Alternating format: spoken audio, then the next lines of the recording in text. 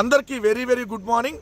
సమాజానికి ప్రమాదకరంగా తయారైనటువంటి ఆ రెండు పత్రికా ఉగ్రవాద సంస్థలు, ఒకటి రోతనాడు, రెండు బూతుజ్యోతి. ప్రతిరోజు ప్రజల మెదడులోకి విషయాన్ని ఎక్కించేటటువంటి వార్తలు. ఈ రెండు దినపత్రికలు పోతే తప్ప ఆంధ్రప్రదేశ్ రాష్ట్రానికి పట్టినటువంటి శాశ్వత శని వదిలిపోదు. ఈరోజు ఎపిసోడ్ నెంబర్ 456లో ఎటువంటి వార్తల్ని రాసి ఒకసారి చూద్దాం. 2 ఏళ్లలో రాయలసీమ ఉక్కు అని చంద్రబాబు నాయుడు గారు పెద్ద పెద్ద మాటలు చెప్తూ, రాయలసీమకు ఎవరి వల్ల మేలు జరిగిందో ప్రజలు గుర్తించాలి. గత పాలకులు బ్రాహ్మణి స్టీల్ పేరుతో గనుల దోపిడీకి పాల్పడ్డారు, అది ఇదని చెప్పి ఒక అబద్ధాలని చెబుతున్నటువంటి పరిస్థితి. అయ్యా చంద్రబాబు నాయుడు గారు, మీరు రాయలసీమకు కాదు కదా, ఎంటైర్ ఆంధ్రప్రదేశ్ రాష్ట్రానికే ద్రోహి. ఆంధ్రప్రదేశ్ రాష్ట్రాన్ని తాకట్టు పెడుతున్నటువంటి వ్యక్తులు. తెలంగాణకి లాభం చేకూర్చడం కోసం రేవంత్ రెడ్డి మిమ్మల్ని అడిగాడని చెప్పి రాయలసీమ ఎత్తిపోతల పథకాన్ని ఆపినటువంటి దుర్మార్గుడు ఎవరన్నా ఉంటారంటే మీరే. ఏమయ్యా నువ్వు ఇప్పుడు స్టీల్ ప్లాంట్ నీకు గుర్తొచ్చిందా? ఇది కూడా క్రెడిట్ చోరీయే కదా. సిగ్గు కొద్దిగా ఉండాలి కదా ఈ వయసులో. ఎందుకంటే జిందాల్ గారు నిన్న కదా ట్వీట్ పెట్టింది, దాదాపు 760 కోట్లు దానికి ఏదైతే జగన్ గారు ఉన్నప్పుడు వాటర్ కావచ్చు, దానికి రోడ్లు కావచ్చు, కనెక్టివిటీ కోసం కావచ్చు, ఏదైతే విద్యుత్ కోసం కావచ్చు ఖర్చు పెట్టింది కదా. దానివల్ల కదా ఈరోజు జిందాల్ అక్కడికి ఉంది. అదేవిధంగా 1300 కోట్లు వాళ్ళు కూడా జగన్ గారు ఉన్నప్పుడే కదా ఖర్చు పెట్టింది. అంటే 2000 కోట్లు ఆ ప్రాజెక్టుకి సంబంధించి ఖర్చు పెడితే ఆల్రెడీ చేసినటువంటి శంకుస్థాపనకు మళ్ళీ వెళ్ళి నువ్వు శంకుస్థాపన చేసి చెల్లికి జరగాలి మళ్ళీ మళ్ళీ పెళ్ళి అని చెప్పి నువ్వు పబ్లిసిటీ చేసుకుంటా సిగ్గు కొద్దిగానా లేకుండా మాట్లాడితే ఎలా చంద్రబాబు నాయుడు గారు? కొద్దిగా ప్రధాని క్రెడిట్ చోరీయా? ప్రధాన్ని ఎవరికో పుట్టినటువంటి బిడ్డలకి వెళ్ళి మీరు వెళ్ళి ఏదైతే వాళ్ళకి పేర్లు పెట్టడం, వాళ్ళకి అన్నప్రాసం చేయటం ఏంది ఇది? కొద్దిగానే సిగ్గు ఉండాలి కదా. 2 రాయలసీమలో ఫ్యాక్షన్ అంట ఈయన అంతం చేశాడంట. రాయలసీమ ఫ్యాక్షను నువ్వు ఉన్నప్పుడు ప్రోత్సహించావు. రాజశేఖర రెడ్డి గారు వచ్చిన తర్వాత ఆ ఫ్యాక్షన్ని అంతమందించారు. ఒక్కళ్ళు కూడా ఈరోజు ఫ్యాక్షన్ ఉండకూడదని చెప్పి దాని తర్వాత జగన్మోహన్ రెడ్డి గారు ఈ ఫ్యాక్షన్ రూపురేఖలు ఉండకూడదు, ఈ ఫ్యాక్షన్ అనేది అంతం అవ్వాలని చెప్పి వైఎస్ఆర్ గారి కుటుంబం ఈ ఫ్యాక్షన్ అంతం చేసేస్తే నువ్వు ఫ్యాక్షన్ ప్రోత్సహించి మళ్ళీ సిగ్గు లేకుండా ఈరోజు నువ్వు దాన్ని కూడా క్రెడిట్లో వేసుకున్నావు అంటే నీలాంటి ఇంకేమనాలో ఇంకా ప్రజలే డిసైడ్ చేయాలని చెప్పి కోరుతా ఉన్నా. రెండోది, రాజధానికి సంబంధించి మాట్లాడుతూ ఉన్నాడు. రాష్ట్ర విభజన తర్వాత అమరావతిని రాజధానికి అసెంబ్లీలో అందరూ అంగీకరించారు. ఎవరు అంగీకరించారు? ఆ రోజు చెప్పింది విజయవాడ అసెంబ్లీ, విజయవాడ రాజధాని, అమరావతి కాదు. అమరావతి రాజధానికి విజయవాడ రాజధానికి చాలా తేడా ఉంది. 29 గ్రామాల రాజధాని కాదు అప్పుడు డిసైడ్ చేసింది. 2014 సెప్టెంబర్ 4న హైదరాబాద్లో జరిగినటువంటి అసెంబ్లీ సమావేశాల్లో ఆ రోజు ఆంధ్రప్రదేశ్ రాష్ట్ర రాజధానికి సంబంధించి కోడెల శివప్రసాదరావు గారు స్పీకర్గా ఉన్నప్పుడు ఆ రోజు మీరు ప్రకటన చేశారు డైరెక్ట్గా. ఆ రోజే జగన్మోహన్ రెడ్డి గారు అదేంటి చర్చ జరగకుండా ప్రకటన ఎలా చేస్తారని చెప్పి ఆ రోజు నిలదీస్తే ఆ రోజు విజయవాడ కేంద్రంగా రాజధాని అని 30,000 ఎకరాల ప్రభుత్వ భూములు ఉన్న దగ్గర మనం బిల్డింగ్లు కట్టుకున్నాం అంటే మీరు 3 పంటలు పండేటటువంటి భూముల్ని మీరు నాశనం చేసి ఈరోజు లక్షల కోట్ల రూపాయల అప్పులు చేసి రాష్ట్రానికి ఒక గుదిబండగా తయారు చేసి మళ్ళీ ఈరోజు మాట మార్చారంటున్నారా? మీరు కదా చంద్రబాబు నాయుడు గారు మాట మార్చింది. ఒకరోజు ఇది మున్సిపాలిటీ అంటారు, ఒకరోజేమో మహానగరం అంటారు, ఒకరోజు సెల్ఫ్ సస్టైనబుల్ క్యాపిటల్ అంటారు, ఒక్కొక్కరోజేమో లక్షల కోట్ల అప్పులు తేవాలని అప్పులు చేస్తారు, ఒకరోజు ఈ భూమి సరిపోయింది అంటారు, మళ్ళీ ఇంకోటేమో విడతల వారీగా భూములు తీసుకోవాలంటారు. పూటకి ఏదైతే మాట మారుస్తుంది మీరు చంద్రబాబు నాయుడు గారు, మేం కాదు. ఆంధ్రప్రదేశ్కి మా విగనే భవిష్యత్తు, మా విగన్తోనే ఆంధ్రప్రదేశ్ గ్రోత్ ఇంజిన్ అనేది సాధ్యమైంది. ఇది క్లియర్. మచిలీపట్నం, విజయవాడ, గుంటూరు 110 కిలోమీటర్ల రాజధాని కారిడారే ఆంధ్రప్రదేశ్ రాష్ట్రానికి భవిష్యత్. అదే మా నినాదం, అదే మాకు సంబంధించినటువంటి, అదేవిధంగా మా పార్టీకి సంబంధించినటువంటి విధానం. అదే ఆంధ్రప్రదేశ్ రాష్ట్ర ప్రజలు కూడా రేపు ముక్తకంఠంతో అనబోయేది. రావాలి జగన్, కావాలి మా విగన్. ఇదే 2029లో జగన్ గారి ఆధ్వర్యంలో జరిగేటటువంటి ఎలక్షన్లో రాష్ట్రమంతా వినపడేటటువంటి నినాదాన్ని మాత్రం స్పష్టంగా చెప్తా ఉన్నాం. మన డ్యామ్ బుషుక్ బూమ్ బుషుక్ స్టార్ ఉన్నాడు కదా, అదేనండి మన మాదాపూర్ ఉపము. సో పవన్ కళ్యాణ్ గారు ఆయన నిన్న గవర్నర్ గారిని కలిశాడు, ఇచ్చి పుష్పగుచ్చం ఇచ్చి వచ్చారు. వచ్చి అక్కడ అసభ్య పోస్టులపై కఠిన చర్యలు తీసుకోవాలి. ఈగల వార్షిక నివేదిక అందించిన ఐజీ ఆకే. సోషల్ మీడియాలో వ్యక్తుల్ని కించపరుస్తూ పెడుతున్న అసభ్య పోస్టులపై మరింత కఠినంగా వ్యవహరించాలని డిప్యూటీ సీఎం పవన్ కళ్యాణ్ సూచించారు. మరి సోషల్ మీడియాలో మాట్లాడితే కేసులు పెడతారంటున్నారు కదా. మరి బరి తెగించి నీ ఎమ్మెల్యే పంతం నానాజీ నా కొడక అని తిడితే ఏమయ్యా పవన్ కళ్యాణ్, ఎందుకు చర్యలు తీసుకో? నీ పార్టీకి సంబంధించిన దొండకాయ కామకిరణ్ తిరుపతిలో కూర్చొని వైఫ్ కైఫ్ అని అందరినీ మోసం చేస్తా, అదేవిధంగా ఇష్టం వచ్చినట్టుగా జగన్మోహన్ రెడ్డి గారిని ఎలా పడితే అలా బూతులు తిడతా ఉంటే ఏమయ్యా నీకు బూతులు కాదా? ఏమో నీకు ప్రవచనాలా? సోషల్ మీడియాలో నిన్ను క్వశ్చన్ చేస్తే ఏమయ్యా సీజ్ ద షిప్ అన్నావు, షిప్ ఎక్కడికి వెళ్ళిందని క్వశ్చన్ చేస్తే కేసులు పెడతావా? షిప్ పోయింది, బియ్యం పోయింది, నువ్వు మాదాపూర్ పోయావంటే కేసులు పెడతావా? కొద్దిగా ఉండాలయ్యా. ప్రశ్నిస్తానని పార్టీ పెట్టి ఈరోజు అవతలాడు ప్రశ్నిస్తే ఈరోజు అధికారం ఉందని చెప్పి తప్పుడు కేసులు పెడుతున్నామంటే ఎంత భయపడిపోతున్నారో మీరు సోషల్ మీడియాను చూసి ఇక్కడ అర్థమైపోతా ఉంది. నీ తల్లిని తిట్టించిన వాళ్ళ దగ్గరికి వెళ్ళి నువ్వు కాలబేరం ఆడి ఇంకా సిగ్గు లేకుండా వాళ్ళ దగ్గరికి వెళ్ళి 15 సంవత్సరాలు ఇంకా కలిసి ఉంటానని చెప్తా.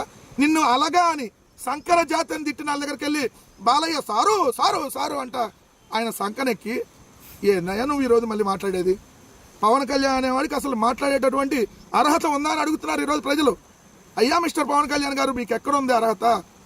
మీ బరి తెగించి మీ జనసేన సోషల్ మీడియా వాళ్ళు అమ్మ లెక్కల ఆలి బూతులు సోషల్ మీడియాలో పెట్టే మీ వాళ్ళే కదా.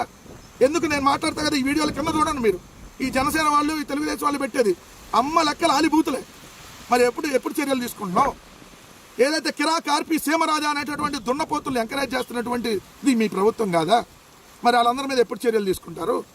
రోజా గారిని బరి తెగించి ఏదైతే బండారు సత్యనారాయణ మాట్లాడితే నువ్వు హోటల్కి పిలిపించుకొని శభాష్ ఇంకా మాట్లాడాలన్నటువంటి వ్యక్తివి నువ్వు. రోజా గారిని పట్టుకొని డైమండ్ రాని అన్నావే, ముందు నిన్ను కదా బొక్కలు వేయాల్సింది. చెప్పులు చూపిస్తూ పీకలు పిసికి చంపేస్తాను ఆ డాషుల్లారా, ఏదైతే తంతాను ఒక్కొక్కటి తాటా తీస్తా, ఇది నువ్వు మాట్లాడే భాష. ఈ ఆంధ్రప్రదేశ్ రాష్ట్ర రాజకీయాల్లో పవన్ కళ్యాణ్ అనే వ్యక్తి వచ్చిన తర్వాత ఏదైతే సభ సంస్కృతి సాంప్రదాయాలు ఎలా ఉంటాయి కదా మొత్తం మంటగలిసిపోయినాయి. రెచ్చగొట్టేటటువంటి వ్యాఖ్యలు, ఏదైతే తన అభిమానులు రెచ్చగొట్టి దాడులు, నిన్న ప్రశ్న ఛానల్కి సంబంధించినటువంటి రావణ్ని ఇప్పుడు వరుసగా మూడు కేసులలో 3 సార్లు బెయిల్ వస్తే ఇంకో స్టేషన్లో ఇంకో కేసు. సో మీరు కదా తప్పుడు కేసులు పెడుతుంది. లీగల్గా ధైర్యంగా ఎదుర్కొనేటటువంటి దమ్ము మీకు లేదు. నిన్న మీ జన సైనికులను తీసుకొని వచ్చి అక్కడ స్టేషన్లకి లోపలికి పంపించి దాడి చేసేటటువంటి ప్రయత్నం ఎవరు చేశారు? సో నీతులు చెప్పేటందుకే నువ్వు చేస్తే సంసారం, అవతలాలు చేస్తే వ్యభిచారం అనేటటువంటిది ఇక్కడ కుదరదు. మీరు చేస్తుంది పక్తు రాజకీయ వ్యభిచారం. ఇది గుర్తుపెట్టుకోవాలి పవన్ కళ్యాణ్ గారు. మీ ఉడత ఊపుళ్ళకి, మీ తప్పుడు కేసులకి ఎవ్వడు ఇక్కడ భయపడేవాడు లేడు. కాలం గిర్రులు జరిగిద్ది. ఇంకా 3 ఏళ్లే, దాని తర్వాత మాత్రం మీరు మీ పార్టీని విలీనం చేయకుండా అదే జనసేనని నడపండి. ఆ రోజు దమ్ముగా నిలబడింది మగాళ్ళు అయితే. పారిపోయేటటువంటి పిరికి పందలు మీరు, మేం కాదు. దేన్నైనా ధైర్యంగా వైఎస్ఆర్ కాంగ్రెస్ పార్టీ కార్యకర్తలు ఎదుర్కొంటాం. ఇంకా 3 ఏళ్లే. 3 ఏళ్ల తర్వాత అసలైన సినిమా, మీరు సినిమాలో తీశారేమో, అసలైన సినిమా మేము చూపిస్తాం. దానికి కూడా కట్టుబడి ఉండమని చెప్తాం. నారా లోకేష్ విద్యాశాఖ మంత్రి అయిన తర్వాత విద్యాశాఖ భ్రష్టు పట్టించాడంటానికి ఇది కూడా ఒక ఉదాహరణ. నిన్న కూడా మనం మాట్లాడుకున్నాం. పిల్లలకు సంబంధించిందంటూ ఒక్క స్కూల్, ఒక ప్రభుత్వ పాఠశాలలో ఒక్క పాపే చదువుతుంది. అయినా ఆ పాపకు కూడా ఏదైతే రికార్డుల్లో గవర్నమెంట్ స్కూలు, చదివేదేమో ప్రైవేట్ స్కూలు. అక్కడ చూస్తేనేమో ఆమెకి విద్యాకానికి కిట్లు కూడా ఏమేమి ఉన్నటువంటి పరిస్థితి. ఇక్కడ చూస్తే ఈరోజు ఫీజులపై సందిగ్ధం, ప్రవేశాలు ఆలస్యం, ఇంజనీరింగ్ కౌన్సిలింగ్కు విద్యార్థుల ఎదురు చూపులు. తెలంగాణలో ఇంజనీరింగ్ కౌన్సిలింగ్ స్టార్ట్ అయినా ఆంధ్రప్రదేశ్లో ఇంజనీరింగ్కి సంబంధించినటువంటి కౌన్సిలింగ్ ఇంకా లేట్ అయిపోతుంది. ఇది కేవలం ప్రభుత్వం తప్పిదం వల్ల. క్లియర్గా చూడండి, రాష్ట్రంలో ఉన్నత విద్యా సంస్థల్లో ప్రవేశాలకు నిర్వహించిన అన్ని పరీక్షలు ముగిశాయి. ఫలితాలు వెల్లడయ్యాయి. ఫలితాలు కూడా లేటుకి ఇచ్చారు ఏపీలో. ఏదైతే ఇంజనీరింగ్కి సంబంధించిన మనం ఎంసెట్ అనేవాళ్ళం కదా, అది అంతకుముందు అది. అయినా విద్యా సంస్థలకు ఫీజులు ఖరారు కాకపోవడంతో ప్రవేశాల కౌన్సిలింగ్ స్పష్టత కొరవడింది. తెలంగాణలో ఇప్పటికే ఇంజనీరింగ్ కౌన్సిలింగ్ ప్రారంభమై ఈ నెల 10 లోపు మొదటి విడత పూర్తవుతుంది, అంటే జూలై 10 లోపు. కానీ ఏపీలో ప్రైవేటు డీమ్డ్ విశ్వవిద్యాలయాలు దాదాపుగా ప్రవేశాలను పూర్తి చేసుకున్నాయి. ప్రైవేటు కళాశాలలు యాజమాన్య కోటా సీట్లకి ఒప్పందాలు కుదుర్చుకున్నాయి. కానీ ప్రవేశ కౌన్సిలింగ్ కోసం మాత్రం ఎదురు చూస్తున్నాయి. ఏపీ ఫీజు నియంత్రణ పర్యవేక్షణ కమిటీకి ఇంతవరకు చైర్మన్ నియమించాల. ఇది గొప్ప ప్రభుత్వం, ఇది మంచి ప్రభుత్వం. ఎందుకో తెలుసా? దీంట్లో ఒక పెద్ద కుట్ర ఉంది. ఏంటో ఆ కుట్ర చెప్తానండి. ఇప్పుడు కానీ ప్రభుత్వం తరపున కౌన్సిలింగ్ తొందరగా నిర్వహిస్తే అందరికీ సీట్లు వచ్చేస్తాయి. ఏదైతే ప్రభుత్వానికి సంబంధించి ఇప్పుడు కౌన్సిలింగ్ నిర్వహిస్తే ప్రైవేటు కాలేజీల్లో లేదంటే గవర్నమెంట్ కాలేజీల్లోనో ఇంజనీరింగ్ జాయిన్ అయిపోతారు ఏదో ఒక బ్రాంచ్లో. అప్పుడు ఫీజు రియంబర్స్మెంట్ ఇవ్వాల్సి వస్తుంది. అదే ఇక్కడ డిలే చేస్తే ప్రైవేట్ యూనివర్సిటీలకు, డీమ్డ్ యూనివర్సిటీలకి వెళ్ళిపోతారు, లేదంటే వేరే రాష్ట్రాలకు వెళ్ళిపోతారు. అప్పుడు ఫీజు రియంబర్స్మెంట్ ఎక్కువ మందికి ఇవ్వాల్సిన అవసరం ఉండదు. అందుకని ఇది ఒక కుట్ర. ఇప్పుడు దాకా ఫీజులు డిసైడ్ చేయకపోవటం, ఫీజు నియంత్రణ పర్యవేక్షణ కమిటీకి చైర్మన్ లేకపోవటం, ఇది కదా మరి దిక్కుమాలితనం. ఎంత దారుణంగా విద్యాశాఖను భ్రష్టు పట్టిస్తా అన్నాడంటానికి ఇది ఒక నిదర్శనం. ఏపీ అదే ఫీజు రెగ్యులేటర్ ఏదైతే దీని కమిటీ ఉందో అంటే ఫీజు నియంత్రణ పర్యవేక్షణ కమిటీ ఉందో దీనికి ఏప్రిల్ 10వ తారీఖునే మంత్రిమండలి ఆమోదం తెలిపింది. 3 నెలలు కావస్తున్న కార్యవర్గాన్ని నియమించలేదు. చైర్మన్, కార్యదర్శి, సభ్యులు నియమితులైతే ఫీజు ఖరారుకు నోటిఫికేషన్ వెలువడే అవకాశం ఉంటుంది. కళాశాలల ఆదాయ వ్యయాలను పరిశీలించి ఫీజులు నిర్ణయిస్తారు. కానీ ఇంకా ఈ ఫీజుల్ని నిర్ణయించినటువంటి పరిస్థితి. ఇంకా కౌన్సిలింగ్ డిలే అయిపోతే ఇంకా పిల్లలందరూ పక్క రాష్ట్రాలకు వెళ్ళిపోతారు. లేదంటే పిల్లలందరూ ప్రైవేట్ యూనివర్సిటీలు, డీమ్డ్ యూనివర్సిటీలో జాయిన్ అవుతారు. అప్పుడు ప్రభుత్వానికి ఫీజు రింబర్స్మెంట్ ఇచ్చేటటువంటి బడ్డెన్ తగ్గిద్ది అనే ఒక కుట్రలో భాగం అనేది క్లియర్గా అర్థమవుతుంది. ఇది విద్యార్థుల్ని వంచినటువంటి ప్రభుత్వంగా రికార్డుకి ఎక్కింది. ఆంధ్రప్రదేశ్ రాష్ట్రంలో గిరిజన ప్రాంతాల్లో ఎలాంటి దయనీయమైనటువంటి పరిస్థితులు ఉన్నాయో మనం చూస్తూనే ఉన్నాం. ప్రభుత్వ పాఠశాలల్లో చదివేటటువంటి విద్యార్థులు ఈ 2 సంవత్సరాల్లో దాదాపుగా 35 మంది చనిపోయినటువంటి పరిస్థితి. ఇప్పుడు చూస్తే అక్కడ విద్యార్థిని వీపున కట్టుకొని ఆసుపత్రిలో చేర్చి ప్రాణాలు కాపాడిన భద్రగిరి వార్డెన్ హేమ. ఇది ఈరోజు సోషల్ మీడియాలో హైలైట్ అవుతున్నటువంటి వార్త. వర్షంలో అడవి మార్గంలో 3 కిలోమీటర్ల కాలినడకన ఏదైతే వెళ్ళి తెగువ చేసినటువంటి మహిళ, ఓవైపు వర్షం మరోవైపు రాళ్లతో కూడిన అటవీ మార్గం అయినా మొక్కవోని ధైర్యంతో తీవ్ర అస్వస్థతకు గురైనటువంటి విద్యార్థిని తన వీపుపై మోసుకొని వెళ్ళి సకాలంలో వైద్యం అందించి ఆ చిన్నారి ప్రాణాలు కాపాడారు ఓ మహిళా వార్డెన్. నిజంగా శబాష్ మహిళా వార్డెన్ గారికి. ఎందుకంటే ఈ ప్రభుత్వంలో రోడ్లు వేస్తామని అధికారంలోకి వచ్చిన ప్రభుత్వం రోడ్లు వేయలా. 3 కిలోమీటర్లు నడవాల్సినటువంటి పరిస్థితి. అక్కడ చూస్తే డోలీ మూతలు కనపడతా ఉన్నాయి. అయినా మనమేమో షికారులు హెలికాప్టర్లో, విమానాల్లో. ఉపము హెలికాప్టర్, విమానం. మా సకల శాఖ మంత్రి లోకేష్ ఏదైతే విమానం, హెలికాప్టరు, ముఖ్యమంత్రి విమానం, హెలికాప్టర్ కామనం. వీళ్ళేం తిరిగేది ఇక్కడ కింద రోడ్లలో తిరిగితే ఒకసారి రోడ్ల పరిస్థితి ఎలా ఉందో అర్థమైంది. పార్వతీపురం మన్యం జిల్లా గుమ్మలక్ష్మీపురం మండలంలోని మారుమూలవాడ పుట్టికొండ శిఖర గ్రామానికి చెందిన విద్యార్థిని భువనేశ్వరి భద్రగిరి గిరిజన సంక్షేమ బాలికల ఆశ్రమ పాఠశాలలో 7వ తరగతి చదువుతుంది. ఇటీవల సెలవు సందర్భంగా వాడపొట్టికి వెళ్ళింది. ఆ విద్యార్థిని తండ్రి చనిపోవడంతో తన బాబాయ్ వద్ద ఉంటుంది. అక్కడ ఆ బాలికకు తీవ్రమైన కడుపు నొప్పి, వాంతులు, అధిక జ్వరం వచ్చింది. పాఠశాలలు తెరిచినా రాకపోవడంతో వార్డెన్ హేమ జూన్ 30న ఆ గ్రామానికి వెళ్లారు. విద్యార్థిని ఆరోగ్యం విషమంగా ఉండడంతో ఆసుపత్రికి తీసుకెళ్లేందుకు యత్నించారు. అప్పటికే వర్షం పడుతుంది. గ్రామానికి రోడ్డు లేకపోవడంతో అంబులెన్స్ వచ్చే పరిస్థితి లేదు. దీంతో ఆ బాలికను ఓ చీరతో తన వీపును కట్టుకుని సుమారు 3 కిలోమీటర్ల కాలినడకన వెళ్లి నెల్లికెక్కు గ్రామానికి చేరింది. అక్కడ అంబులెన్స్లో ఏదైతే పార్వతీపురం జిల్లా ఆసుపత్రికి తరలించారు. ఇది ఆంధ్రప్రదేశ్ రాష్ట్రంలో ప్రస్తుత పరిస్థితి. పాలకులు చెప్పింది ఈ 2 సంవత్సరాల్లో ఒక్కటి కూడా అమలు కాలేదు. గిరిజన ప్రాంతాల్లో రోడ్లు వేసాయని చెప్పి కళ్ళజోడు పెట్టుకొని ఏదో 1 కిలోమీటర్ రోడ్డు వేసేసి, ఒక ప్రాంతంలో కిలోమీటర్ రోడ్డు వేసి నాగబాబు వెళ్ళి ఫోటోషూటు, ఏదైతే పవన్ కళ్యాణ్ వెళ్ళి ఫోటోషూటు, దానికి మళ్ళీ 100 కోట్ల రూపాయలు ఏదైతే ఈ పబ్లిసిటీ ఖర్చు, కోట్లాది రూపాయలు తగలేసి పబ్లిసిటీ ఖర్చుకి, కానీ రోడ్లు మాత్రం వాస్తవ కోణంలో వేయలేదనేది స్పష్టంగా అర్థమవుతుంది. మరి దీని మీద ఇప్పటికైనా ప్రభుత్వం రియాక్ట్ అయ్యి రోడ్లు వేయాలని చెప్పి కోరుతాం.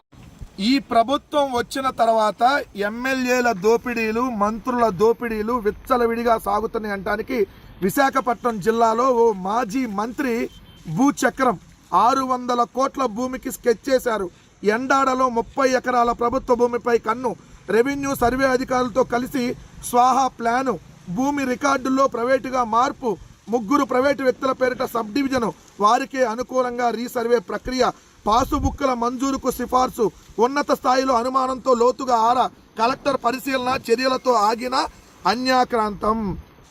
ఎంత చేసినా అక్రమార్కులపై చర్యలు నిల్లు. మరి ఆ భూమి భవిష్యత్తు భద్రమేనా అంటూ ఈరోజు ఆంధ్రజ్యోతిలో రాసినటువంటి వార్త. ఎవరా మాజీ మంత్రి? తెలుగుదేశం పార్టీకి సంబంధించినటువంటి ఓ నాయకుడు అని రాశారు. అంటే ఇప్పుడు ఆ నాయకుడు ఆంధ్రజ్యోతి రాధాకృష్ణగా డబ్బులు ఇవ్వగానే రేపొద్దున ఈ వార్త కూడా మాయం చేసేస్తారు. మరి మీకు దమ్ముంటే, దమ్మున్న ఛానల్, దమ్మున్న పత్రిక అని చెప్పి ఏదైతే చెప్పుకోవటం కాదు కదా, మరి ఆ నాయకుడి పేరు ఎవరో రాయాలి కదా. 600 కోట్ల రూపాయల భూమికి స్కెచ్ చేసినటువంటి ఆ తెలుగుదేశం పార్టీ మాజీ మంత్రి ఎవరు? ఇప్పుడు చెప్పండి, ఈ ప్రభుత్వంలో ఎంత భూదోపిడీ జరుగుతూ ఉందనడానికి. భూముల రీసర్వేని అడ్డం పెట్టుకొని ఇదిగో వారికి అనుకూలంగానే రీసర్వే ప్రక్రియ అంట. మీ భూములన్నీ లాగేసుకుంటున్నారు, అప్పుడది దుష్ప్రచారం చేశారు కదా. ఇప్పుడు ప్రభుత్వ భూములతో సహా అన్ని భూముల్ని తెలుగుదేశం వాళ్ళు లాగేసుకుంటున్నారు. ఆంధ్రజ్యోతి రాసింది. ప్రభుత్వ భూములతో సహా అన్ని భూముల్ని రీసర్వే ద్వారా ఏదైతే మొత్తం లాగేసుకుంటున్నారు. ప్రభుత్వ భూమి 600 కోట్ల రూపాయలది ఏదైతే స్కెచ్ చేశారు, ఇక్కడ క్లియర్గా మీకు చూస్తే అర్థమైపోయింది. ఎండాడలోని ఓ సర్వే నెంబర్లో ఉన్న 30 ఎకరాలపై ఆయన కన్ను పడింది. రెవెన్యూ రికార్డులో అది గయాలుగా నమోదైంది. అంటే ప్రభుత్వ భూమి అని అర్థం. రీసెటిల్మెంట్ రిజిస్టర్లో కూడా అలానే ఉంది. ఆ భూమి ధర ఎకరం 20 కోట్ల పై మాట, అంటే 30 ఎకరాల విలువ 600 కోట్లు. సదరు నాయకుడు తనకున్న పరిచయాలు పలుకుబడిని ఉపయోగించి ఆ భూమిని చెరపట్టాలని ప్లాన్ వేశాడు. సో తొలుత ప్రైవేటు వ్యక్తుల ద్వారా ఆ భూములు సబ్ డివిజన్ పిటిషన్లు పెట్టించారు. వాటిని అడ్డం పెట్టుకొని 30 ఎకరాల సర్వే నెంబర్లో భూమిని సబ్ డివిజన్ చేసేశారు. రికార్డుల్లో గయాల్ని తీసేసి జిరాయితీ అంటే ప్రైవేట్గా మార్పించేశారు. ఆ తర్వాత ఆ భూమిని 3 భాగాలుగా సబ్ డివిజన్ చేసి 3 పేరిట రికార్డులో రాసేశారు. ఆ తర్వాత 6 నెలల పాటు ఆ విషయంలో సైలెంట్గా ఉండిపోయారు. రీసర్వేలో సక్సెస్.